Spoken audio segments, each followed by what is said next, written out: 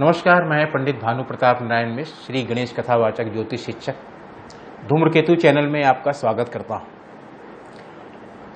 मित्रों, जैसा प्रारंभ में मैंने बताया कि मैं श्री गणेश कथावाचक हूं, तो श्री गणेश कथावाचक ये 2016 से प्रारंभ हुआ।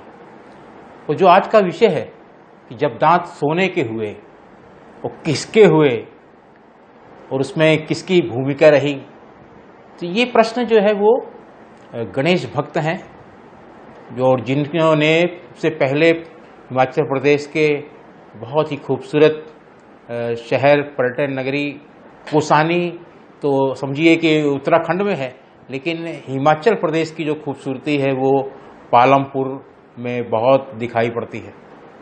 पालमपुर में पानी ही पानी है और पालमपुर में ही श्री पवन विरमानी जी रहते हैं।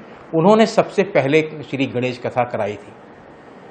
तो ये जो प्रश्न है कि जब दांत सोने के हुए, तो उसमें ये जो आज का विषय है, तो उसमें कथा ये है कि एक आपके अयोध्य धूम्य नाम के ऋषि हुए। जैसा कि ऋषियों में होता है, शिष्य होते हैं, बहुत सारे शिष्य होते हैं, गुरुकुल होता है और जो शिष्य आता है उसमें उनको कुछ ना कुछ काम दिया जाता है। तो इनके पास, ऋषि के पास अयोध्योम्य नाम के जो ऋषि थे, उनके शिष्यों में एक शिष्य थे उपमन्यु। उपमन्यु को भी उन्होंने कहा कि आप गायें चराइए और ये काम करिए और फिर धीरे धीरे आपके शिक्षा के बारे में भी आपको ज्ञान दिया जाएगा। तो एक दिन आचार्य ने उनसे पूछा कि भाई इतने आप तंदुरुस्त कैसे हैं, क्या बात है?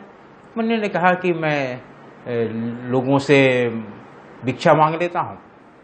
तो आचार्य ने कहा भिक्षा मांग तो लेते हो, लेकिन मुझे बिना दिए आप भिक्षा कैसे ले लेते हो? आगे से ये बिल्कुल मत करना। उपमन्यु ने अगले दिन से जो भिक्षा उपमन्यु को मिले, उपमन्यु वो भिक्षा ऋषि अयोध्य धूम में जो ऋषि थे उनको वो देने लगे। फिर एक दिन आचार्य ने पूछा कि उपमन्यु, तुम फिर इतने तंदुरुस्त कैसे हो, क्या बात है, क्या खाते पीते हो? तो उपमन्यु ने कहा कि गुरुजी मैं दूसरी बार भिक्षा मांग लेता हूं। तो आचार्य ने कहा कि ब्रह्मचारी को दूसरी बार भिक्षा नहीं मांगना चाहिए, ये तो लोभ होता है और दूसरों की जीविका पे ये एक तरीके से समझो कि आघात करना होता है। आइंदा से तुम ऐसा काम मत करना, ये ठीक नहीं है और ब्रह्मचारी को तो ये करना भी नहीं चाहिए। उपमन्यु ने आगे ऐसे कार्य को ना करने का फैसला किया। फिर जो है आचार्य ने एक दिन पूछा, अब इसको सोचिए आप कि गुरु अपने शिष्य की परीक्षा लेते जा रहा है, अब तुम उपमन्यु क्या खाते हो? अभी भी मैं देख रहा हूं कि तुम्हारी सेहत बहुत अच्छी है, क्या कारण है इस सेहत का? उपमन्यु ने कहा कि मैं गाय का दूध पीकर जीवन चला लेता हूं। आचार्य ने कहा गाय का दूध पीते हो, ये तो बहुत गलत बात है।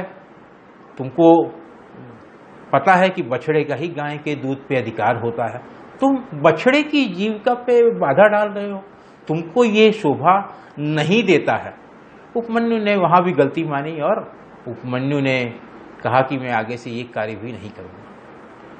कुछ समय के बाद फिर आचार्य ने सवाल किया, उपमन्यु अभी भी तुम बड़े तंदुरुस्त दिखाई दे रहे हो, तुम्हारी सेहत बहुत अच्छी है, क्या कारण है? उपमन्यु ने कहा कि गुरुजी मैं जब बछड़ा दूध पीता है तो उसका जो फेन गिर जाता है उसको मैं खा लेता हूँ, उसी से मेरी सेहत जो है अभी सेहत बहुत ठीक सेहत हो रखी है। आचार्य ने सोचा और कहा कि तो बछड़ों की जीविका में तुम अचरण डाल रहे हो, तुमको ये नहीं करना चाहिए। उपमन्यु ने बहुत सोचा विचारा कि अब तो मेरे खाने के सारे रास्ते बंद हो गए हैं, अब मैं क्या करूं?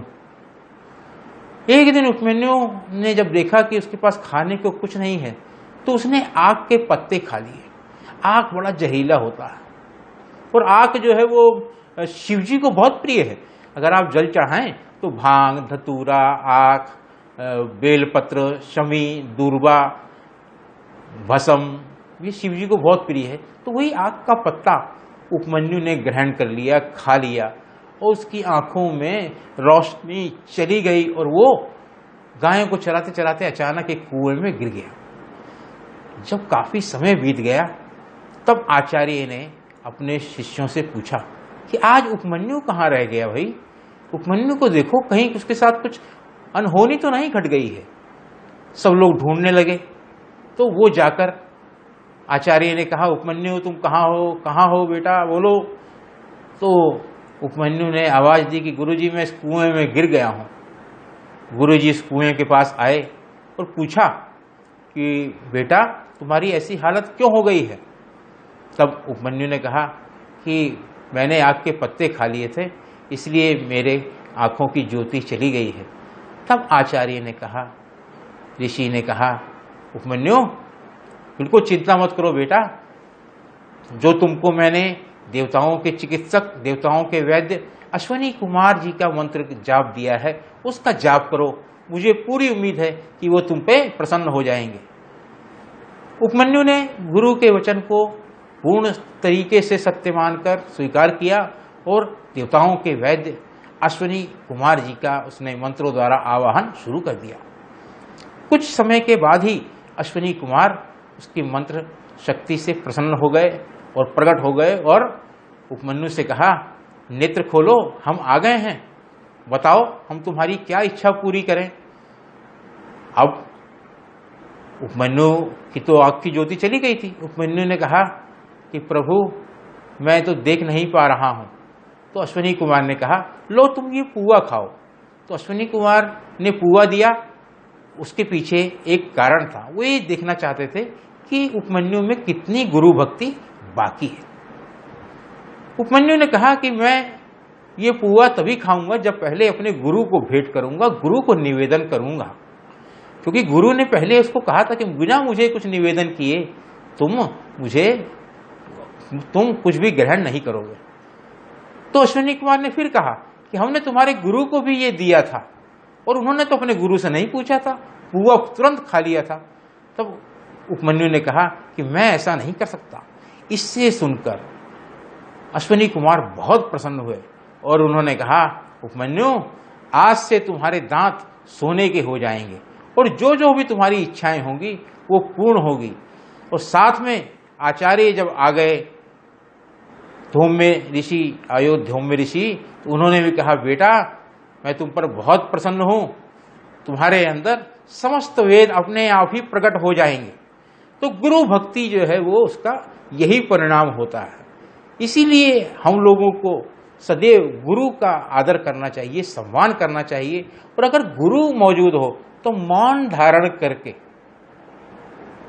उनके कहे हुए एक एक शब्द पर ध्यान देना चाहिए और पूर्ण श्रद्धा और भक्ति से हमको, जैसा उपमन्यु ने किया और उनके सोने के दांत हो गए, पूरे शरीर निरोगी हो गया, आंखों में ज्योति आ गई, तो ये गुरु भक्ति का ही कमाल है। और देवताओं के वैद्य अश्वनी कुमार के बारे में तो कहा जाता है कि जो उनका नित्य प्रति स्मरण करेगा, और कोरोना का काल चल रहा है, कोरोना का संकट चल रहा है, तो जो नित्य प्रति अश्वनी कुमार का स्मरण करेगा, धन्वंतरी जी का स्मरण करेगा, वो निश्चित रूप से उसके शरीर में किसी भी बीमारी की आशंका नहीं रहेगी, उसका शरीर निरोगी रहेगा, उसका परिवार निरोगी रहेगा।